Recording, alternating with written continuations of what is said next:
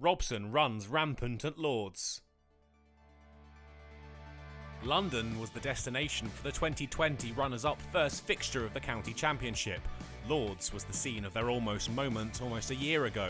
Gloucestershire, Hampshire, Leicestershire and Surrey joined the West Country side and their hosts in Group 2 of the new tournament format, knowing that even finishing top of the group wouldn't guarantee them a shot at silverware, with just the two best teams from across the tournament making it to the final.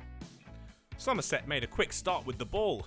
Max Holden was removed early, popping a simple catch to Tom Banton at square leg. But Sam Robson and Nick Gubbins ensured that the early breakthrough was an isolated one, and they combined well to tick the score up towards 50. Middlesex raced past the landmark, scoring at more than 5 and over, but they'd lose Gubbins soon after. Josh Davey found the pads and removed the number 3 for 21. But there was no slowing the pace. The home side were clearly in the mood, and the tone was set by Robson. His initiative was rewarded with the first half-century of the county championship season.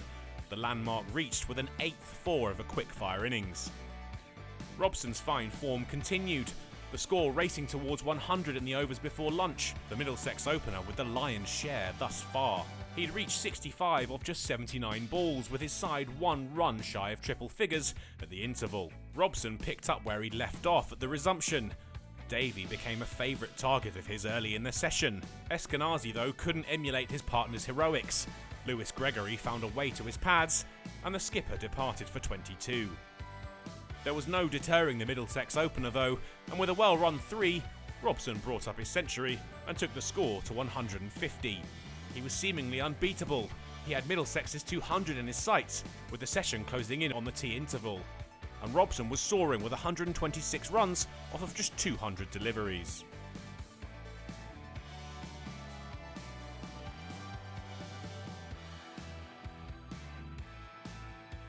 There was no stopping Robson after tea.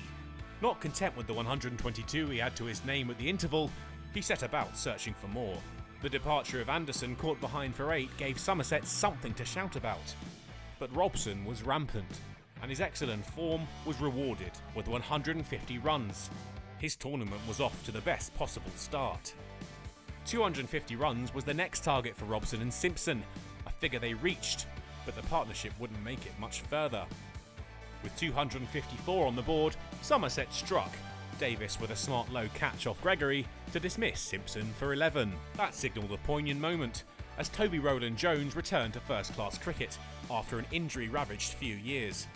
He was off the mark with a well-played flick off the pads. But the wicket Somerset had been hunting all day finally came. Sam Robson looked to be a little too cute and could only guide a catch into the waiting hands of Abel off the bowling of Gregory. He departed with 165 to his name. There was more Somerset success to come, this time Tom Helm guiding Gregory to Hildreth for the bowler's 4th of the innings. But despite the loss of 2 quick wickets, Middlesex was still in the hunt for 300 first-day runs. Rowland-Jones and Bamber stuck together and did their best as the session wound to a close. They'd make it as far as 293 for 8 when the day came to an end. Sam Robson will remember his innings fondly. While his excellent knock had brought him a return of 165, somewhat overlooked was the milestone he reached when passing 35, 10,000 first-class runs. Somerset will be encouraged by the turn extracted by Jack Leach. While he's only picked up 1 scalp so far, the signs are there that he could play a big part in the back end of this match.